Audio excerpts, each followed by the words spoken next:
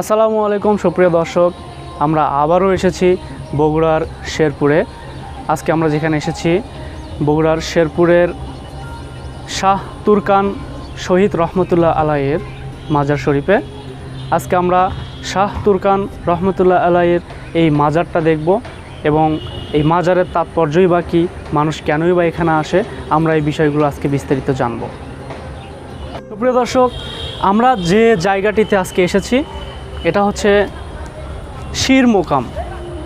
আমি একটু আগেই বলেছি আমরা এসেছি শাহ তুরকান রহমতুল্লাহ আলাইয়ের মাজারে। তো শাহ তুরকান রহমতুল্লাহ আলাইয়ের এই শেরপুরে দুইটা জায়গা আছে, তার মধ্যে আমরা এখন যেখানে অবস্থান করছি এটাকে বলা হচ্ছে শির মোকাম। রাজা বল্লাল সেনের সাথে শাহ তুরকান রহমতুল্লাহ আলাইয়ের একটি যুদ্ধ হয়, যে যুদ্ধের মাধ্যমে শাহ তুরকান রহমতুল্লাহ আলাই শাহাদত বরণ করেন। শাহ তুরকান রহমতুল্লাহ আলাইয়ের এই জায়গাটিতে তার পবিত্র মাথা, যাকে বলে শির, এই শিরটি এখানে দাফন করার কারণে এই মাজারটির নাম হয়েছে শির মোকাম।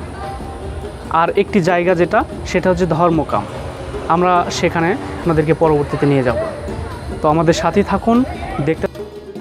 শাহ তুরকান রহমতুল্লাহ আলাই একজন ধর্মযোদ্ধা। উত্তরবঙ্গের প্রবেশদ্বার ঐতিহ্যবাহী বগুড়ার শেরপুরে শাহ তুরকান আসেন ইসলাম প্রচার করার জন্য। তিনি প্রথম শেরপুরে ইসলামের পতাকা নিয়ে আসেন। সুলতান মাহমুদের ভারত বিজয়ের পর মুসলমানদের একটি নতুন অধ্যায়ের সূচনা ঘটে। ফলে দলে দলে মুসলমানরা ভারতসহ আশেপাশের দেশগুলোতে ইসলামের বাণী প্রচার করতে শুরু করেন। তারই ধারাবাহিকতায় 1049 সালে শাহ তুরকান আসেন বগুড়ার শেরপুরে, শুরু করেন ইসলাম প্রচার। কিন্তু সে সময়ে রাজা দ্বিতীয় বল্লাল সেন তার কাজে বাধা হয়ে দাঁড়ায়। পর্যায়ক্রমে এক রক্তক্ষয়ী যুদ্ধ সংগঠিত হয়। ডব্লিউ হান্টারের লেখনীতে জানা যায় তুরকান শাহ ছিলেন একজন ধর্মযোদ্ধা।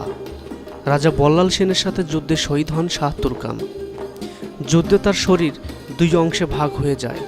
শির যে অংশে পতিত হয় সেখানে শির মোকাম এবং শির শূন্য দেহ যেখানে পতিত হয় সেই জায়গা ধর্মকাম নামে পরিচিত। কিছু কিছু ইতিহাসবিদের পর্যালোচনা থেকে জানা যায় রণক্ষেত্র থেকে ফিরে রণক্লান্ত শাহ তুরকান নামাজরত অবস্থায় ছিলেন। এমন সময় বল্লাল বাহিনীর অতর্কিত হামলায় তুরকান শাহের প্রাণ নাশ হয় এবং বল্লাল সেন তুরকান শাহের মস্তক নিয়ে উল্লাস করতে করতে প্রাসাদের উদ্দেশ্যে রওনা হয়। প্রতিমধ্যে শাহ তুরকানের সহযোদ্ধারা পথ রোধ করলে বল্লাল সেন মস্তক রেখে পালিয়ে যায়। দেহ এবং মস্তক অনেক দূরে থাকায় তুরকান শাহের সহযোদ্ধারা তার শির করতোয়ার তীরে, অর্থাৎ বর্তমান শেরপুর শহীদিয়া আলিয়া মাদ্রাসার পাশে দাফন করেন।